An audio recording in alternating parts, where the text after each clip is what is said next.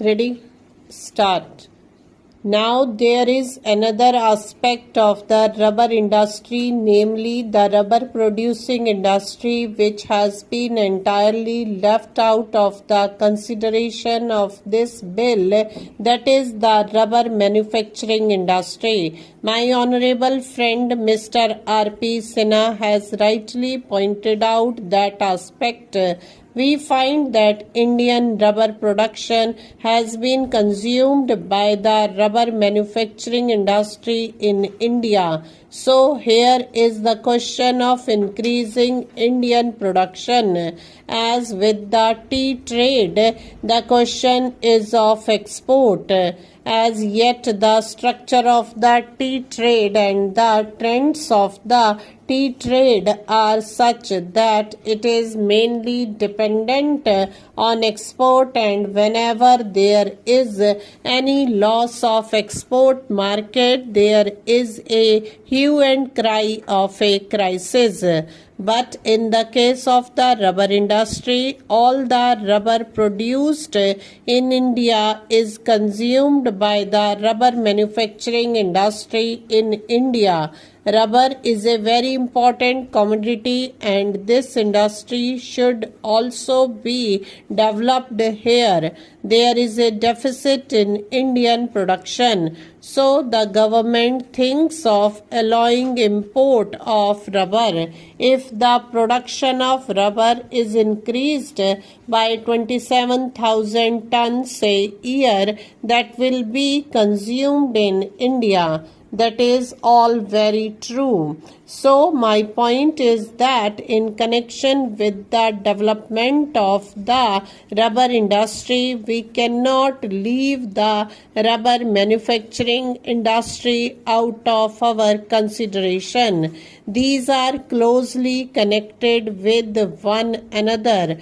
Coming to the question of the rubber manufacturing industry, my friend Mr. R.P. Sinha has rightly pointed out that it is also dominated mainly by foreign companies. The rubber manufacturing industry in India produces various types of rubber goods, from tires to waterproofs and other rubber materials. They produce tires and tubes, cables, general mechanical goods, including roofing, footwear, and so on. But the predominant position in the rubber manufacturing industry is occupied by Messrs. Dunlop Rubber Company, Messrs. Firestone Tire and Rubber Company, Bata India, etc.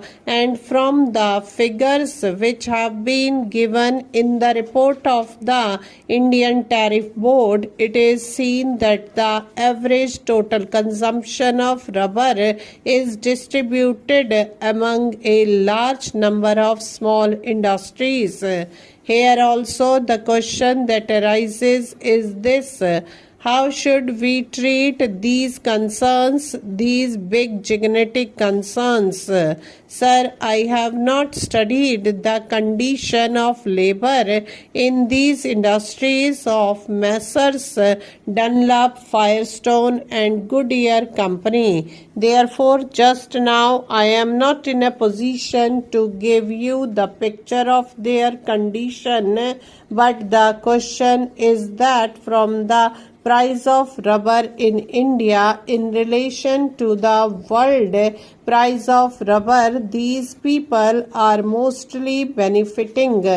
It is true that prices cannot be fixed in such a way that the big concerns will pay one price for the rubber and the small concerns will pay another price for rubber.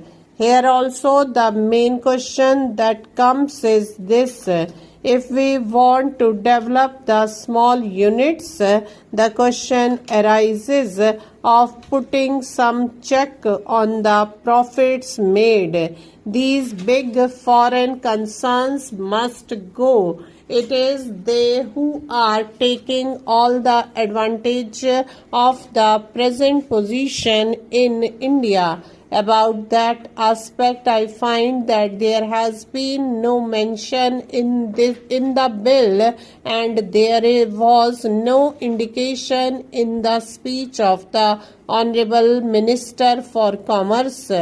Then lastly, I would like to say that here also the government has taken the power to appoint the chairman and is going to reconstitute the board.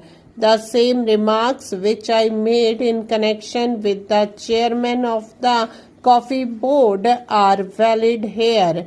If it is the intention of the government to break the domination of the foreign rubber growers or big rubber growers in the rubber board, I think it will be circulated to honorable members later on.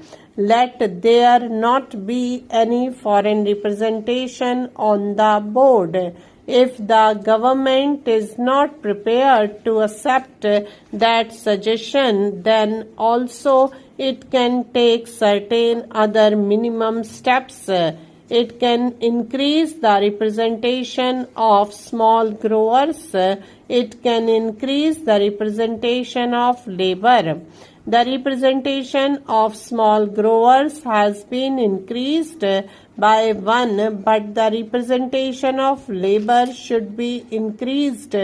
I do not suggest the number now. In this manner, if the government thinks that the reconstitution of the rubber board is essentially necessary in order to exercise its powers for the development of the rubber industry, then the reconstitution should be on proper lines, not simply by having a nominated chairman, not simply by indulging in eyewash activities. The government should do everything to check the big foreign interests and big growers. Mr. Vice Chairman, as has been pointed out, we have a series of similar bills. Rubber is a cash crop, and therefore I think the government should be very careful to see that in fixing the price of rubber and the price of the manufactured articles is borne in mind. The honorable member who preceded me has pointed out that the rubber manufacturers are mostly foreign firms, and the figures that he has given are really staggering. It has been pointed out that during the last 10 or 12 years, the profits distributed are 350%. That means the original 1 crore of rupees have received 3.5 crores of rupees as profit. It has also been pointed out that 1 crore of rupees have become 2 crore of rupees by means of bonus shares, and the market price of the shares of 2 crores of rupees is nearly 7 crores of rupees. That means that the original 1 crore of rupees become 10 crore of rupees in our country. The foreigners are multiplying their profits. They are expanding their industries and getting a strong hold on our economy. The honorable members of this house give protection. They want Indian industries to develop, but the advantage of this protection is taken by the foreigners. They set up factories in our country, and if at all some money is brought from outside, it multiplies tenfold. Stop.